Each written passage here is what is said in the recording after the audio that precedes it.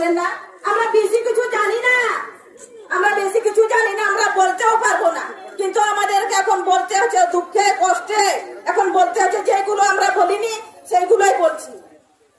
তা আপনারা কি করছেন এখানে মধ্যে? আজকে তো অতগুলো পুলিশ দাঁড়িয়ে গেলেন দরজার সামনে,